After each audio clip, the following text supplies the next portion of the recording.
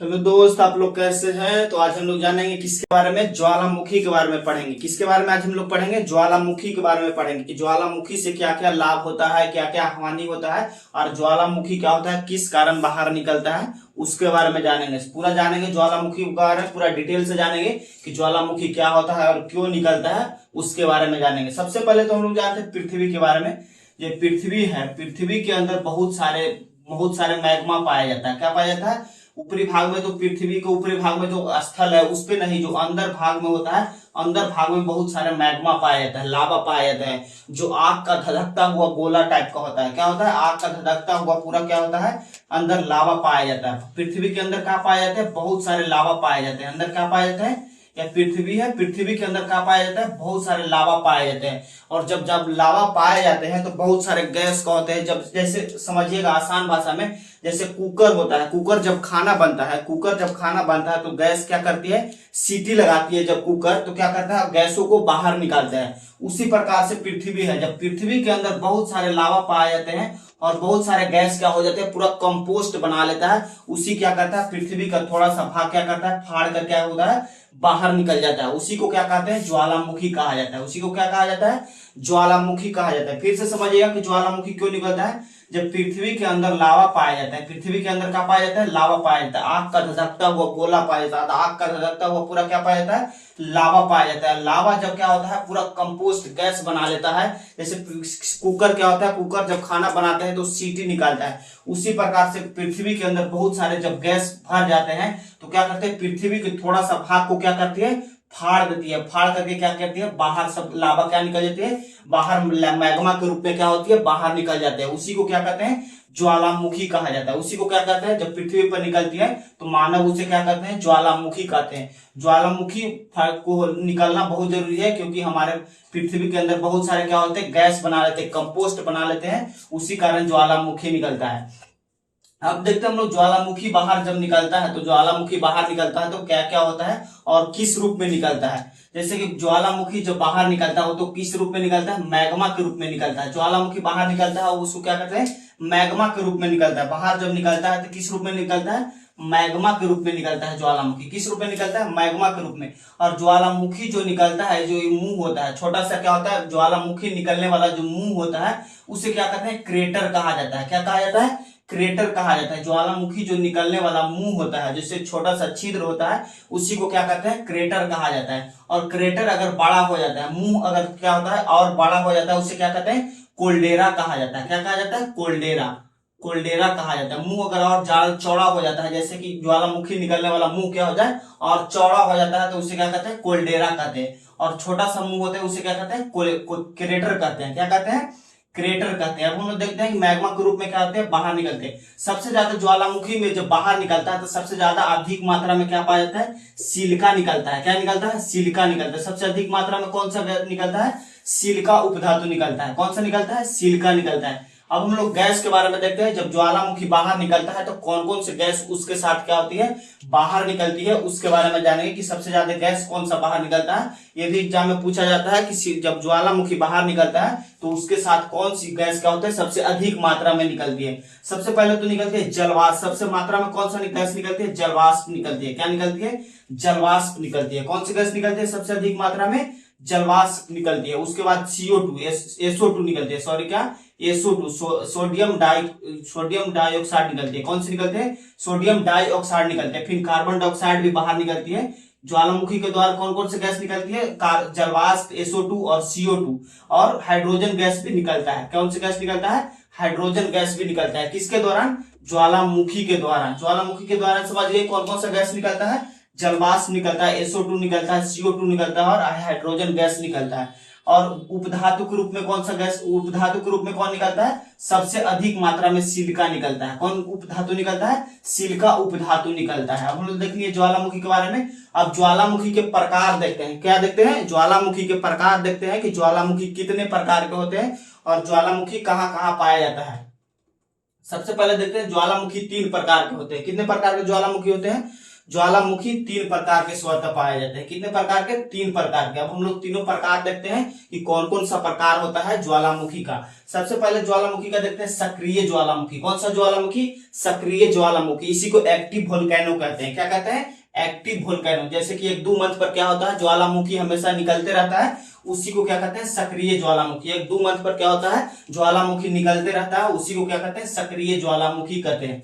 और यह देखेंगे प्रसूत ज्वालामुखी। दूसरा क्या है? प्रसूत ज्वालामुखी। प्रसूत ज्वालामुखी हो गया जैसे कि 4-5-10 सालों पर क्या होता है, हमेशा निकलते रहता है। जैसे 4-5-10 साल पर एक बार जब ज्वालामुखी निकलता है, उसको क्या कहते हैं?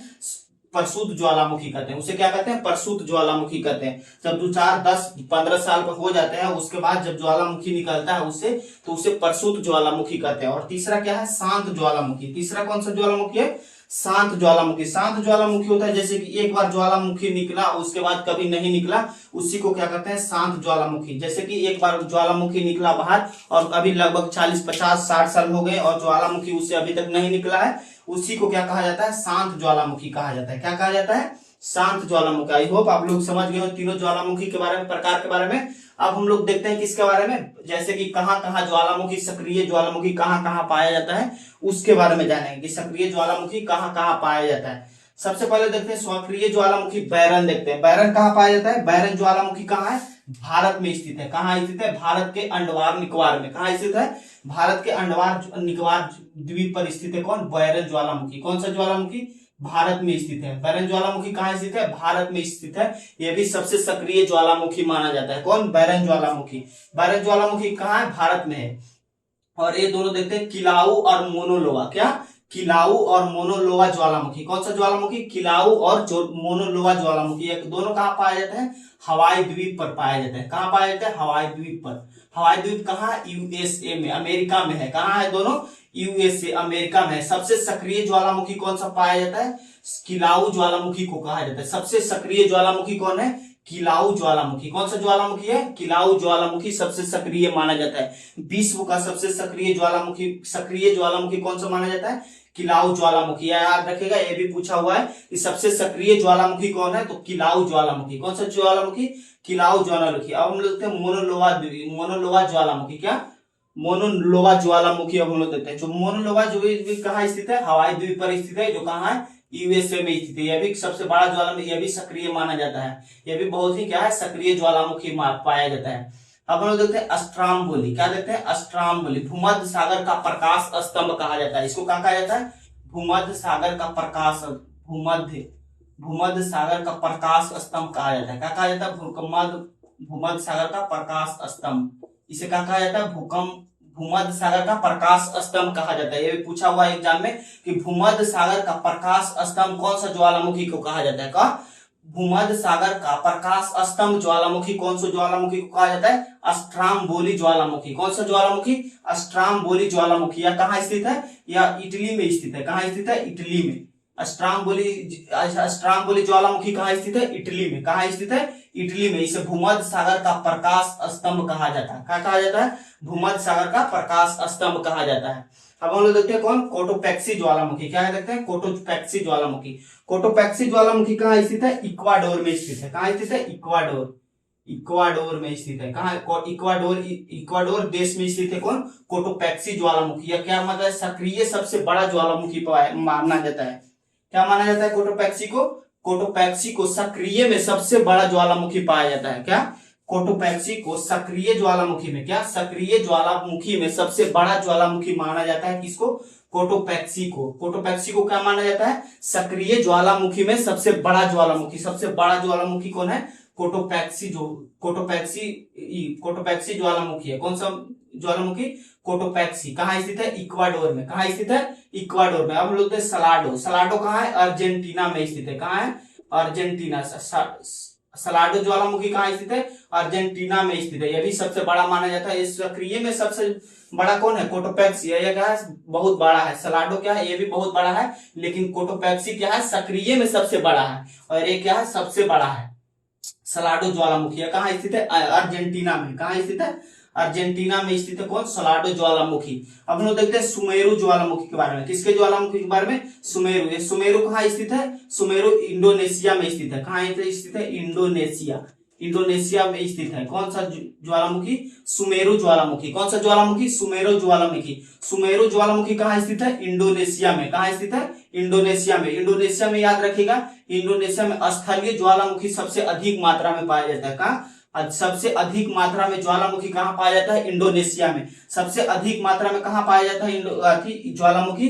तो इंडोनेशिया में। इंडोनेशिया में याद रखिएगा, सबसे स्थलीय ज्वालामुखी सबसे अधिक मात्रा में कहाँ पाया जाता है? इंडोनेशिया में। इंडोनेशिया में सबसे अधिक ज्वालामुखी पाया जाता है। अब हम लोग देखते हैं प्रसूत ज्वालामुखी के बारे में। किसके बारे में? प्रसूत ज्वालामुखी। प्रसूत ज्वालामुखी के बारे में बता दिए, जैसे कि 10-15 साल पर एक बार निकलता है ज्वालामुखी, उसी को क्या कहा जाता है? प्रसूत ज्वालामुखी कहा जाता है। और प्रसूत ज्वालामुखी के अंतर्गत कौन कौन से ज्वालामुखी आते हैं उसके बारे में देखते हैं। सबसे पहले आता है फ्यूजियामा ज्वालामुखी। कौन सा ज्वालामुखी? फ्यूजियामा ज्वालामुखी। फ्यूजियामा ज्वालामुखी कहाँ स्थित है? जापान में स्थित है। कहाँ स्थित है फ्यूजियामा ज्वालामुखी? जापान में स्थित है। फ्यूजियामा ज्वालामुखी जापान में स्थित है। और सिनाका और क्रोकोटोवा, सिनाका और क्रोकोटोवा कहाँ स्थित है? यह इंडोनेशिया में स्थित है। कहाँ? इंडोनेशिया। इंडोनेशिया में स्थित है। कहाँ स्थित है? इंडोनेशिया में। सिनाका और क्रोकोटोवा कहाँ स्थित है? इंडोनेशिया में स्थित है। कहाँ स्थित है? ये दोनों ज्वालामुखी कहाँ स्थित है? इंडोनेशिया में स्थित है। इंडोनेशिया में स्थित है सिनाका और क्रोकोटोवा। अब हम देखते हैं शांत ज्वालामुखी के बारे में। किसके बारे में? शांत ज्वालामुखी। जैसे कि 10 एक बार ज्वालामुखी निकला, उसके बाद से ज्वालामुखी नहीं निकला है, उसी को क्या कहा जाता है? शांत ज्वालामुखी कहा जाता है। उसी को क्या कहा जाता है? शांत ज्वालामुखी कहता है। सबसे पहले देखते हैं चिम्बी राजो। चिम्बी राजो कहाँ स्थित है? चिम्बी राजो किलिमंजारो, देवबंद और नारकोट्टम। क्या है? चिम्बी राजो, किलिमंजारो, देवबंद और नारकोट्टम ज्वालामुखी। नारकोट्टम कहाँ स्थित है? भारत में स्थित है। नारकोट्टम ज्वालामुखी कहाँ स्थित है? भारत में स्थित है। और देवबंद ज्वालामुखी कहाँ स्थित है? ईरान में स्थित है। कहाँ स्थित है? ईरान में स्थित है। ईरान में कौन सा ज्वालामुखी है? देवबंद ज्वालामुखी। देवबंद ज्वालामुखी। और किलिमंजारो, किलिमंजारो कौन सा देश में स्थित है? यह तंजानिया में स्थित है। कहाँ है? तंजानिया। तंजानिया देश में स्थित है। तंजानिया देश में कौन सा ज्वालामुखी स्थित है? किलिमंजारो। किलिमंजारो कौन से देश में स्थित है? तंजानिया। किलिमंजारो, किलिमंजारो कौन सा कहाँ ज्वालामुखी पाया जाता है? तंजानिया में पाया जाता है। कहाँ पाया जाता है? तंजानिया का ज्वालामुखी कौन है? तंजानिया का ज्वालामुखी किलिमंजारो है। क्या है? ये सबसे शांत ज्वालामुखी माना जाता है। क्या? शांत ज्वालामुखी में आता है कौन? किलिमंजारो। अब हम लोग देखते हैं चिम्बी राजो। चिम्बी राजो कहाँ स्थित है? इक्वाडोर में स्थित है। कहाँ स्थित है यह? इक्वाडोर में। इक्वाडोर, इक्वाडोर में कहाँ स्थित है? इक्वाडोर में स्थित है। कौन सा ज्वालामुखी? चिम्बी राजो ज्वालामुखी। कौन सा ज्वालामुखी? चिम्बी राजो ज्वालामुखी। कहाँ स्थित है? इक्वाडोर में। ये सब याद रखिएगा, कौन कौन से देश में कौन सा ज्वालामुखी है उसके बारे में, क्योंकि एग्जाम में क्या करता है? पूछता है। जैसे यहाँ से पूछ लेगा सुमेरु ज्वालामुखी कहाँ है, तो इंडोनेशिया में। ऐसे सब याद रखिएगा, ये दोनों बहुत इंपॉर्टेंट है। हवाई द्वीप पर स्थित है किलाउ और मोनोलोवा, स्ट्राम्बोली, कोटोपैक्सी, सलाडो, सुमेरु और इत्यादि। ये ऊपर जो सक्रिय ज्वालामुखी है वो एकदम याद रखिएगा, क्योंकि एग्जाम में सब पूछा जाता है डायरेक्ट कि कौन सा ज्वालामुखी कहाँ स्थित है। आई होप आप लोग समझ गए होंगे ज्वालामुखी के बारे में। तब तक के लिए धन्यवाद। जय हिंद।